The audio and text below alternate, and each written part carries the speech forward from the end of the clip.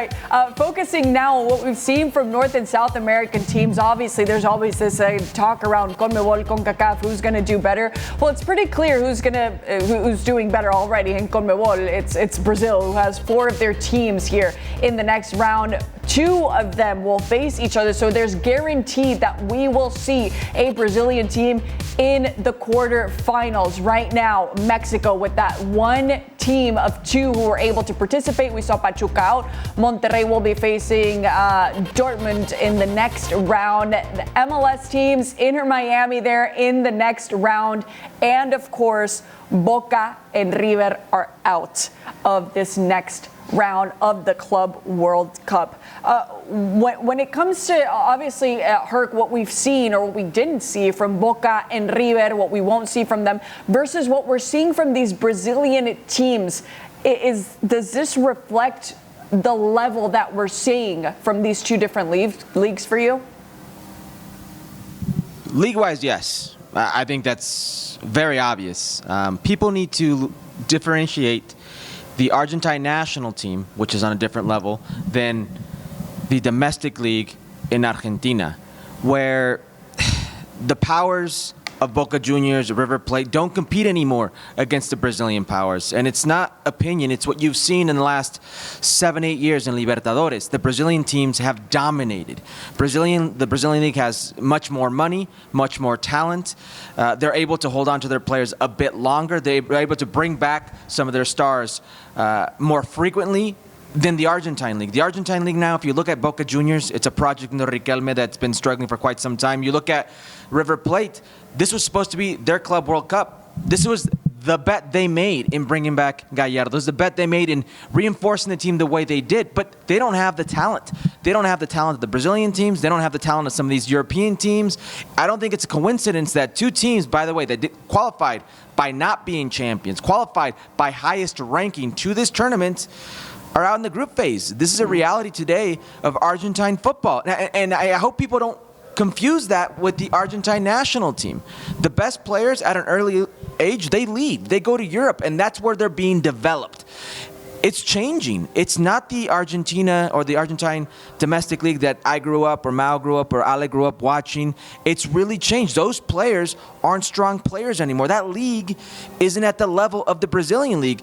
Boca Juniors is a team this year that were eliminated in the qualifying round of Copa Libertadores. They couldn't even get there. So yes, this is a reality today of where Argentine football is domestically, because if we're talking about the national team, that is very different. But even for the national team, we've seen some of the players that have now the new generation that's being taken in consideration as well for the senior team. Mm-hmm. Some of them are not even part of the academies in Argentina. Right.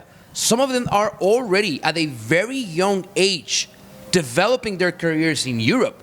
We've seen, and we're going to see that with Franco Mastantuono, who's almost a $60 million transfer to Real Madrid at the age of 17.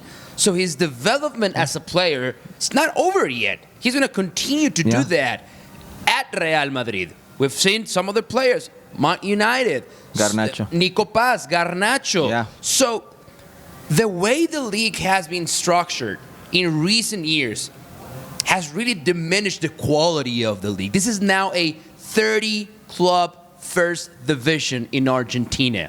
And the way the top teams have been losing talent in the past 10 years, it is dramatic. So I want to say it's not a surprise that both River and Boca are out in the group stage, but the way they did it, very different ways. You said it yourself. River Plate invested a lot of money in bringing back Marcelo Gallardo, in bringing back Montiel, Acuña, Enzo Pérez. And they just were...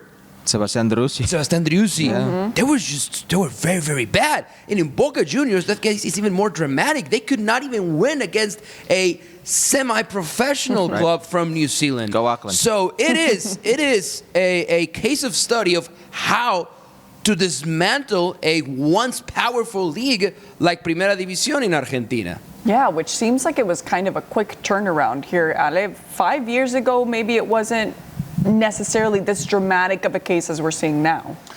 Well, you just have to go back 15, 20 years, and we're talking about Boca Juniors winning Copa Libertadores and being a major player in Copa Libertadores year in and year out. And we're talking about the days of Guillermo Barro Esqueloto, who was my teammate with the Columbus Crew. We're talking those sort of days in which they were always, and as I remember them playing against Cruz Azul in Copa Libertadores, con el Chelito. See, I remember all these names from back in the day, but that was Boca Juniors, and that's how dominant they were in South America. But here's what I would say: it's not just about these big names that we're hearing of Nico Paz, Mastantuono, or Garnacho. Thiago Almada, and it's not that he went to Europe. Thiago Almada went to Atlanta United, and then went to Europe. So you look at the realities of Argentinian football, and you have to say, it's not just Europe that is actually sucking this league dry of talent. MLS is also doing it. And other leagues that provide with structure, with logistics, with paying on time, with organization, when you have peace of mind as a player. All these leagues can now dip into this talent pool, and they're sucking this league dry. And you're seeing the dip in terms of the level of performance. If you're not going to develop your players, I will.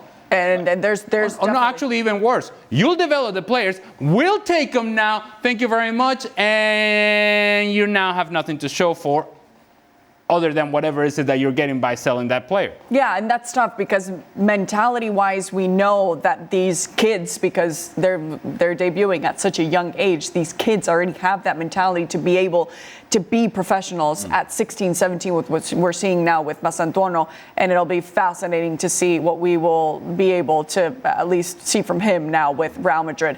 Speaking of something to look forward to,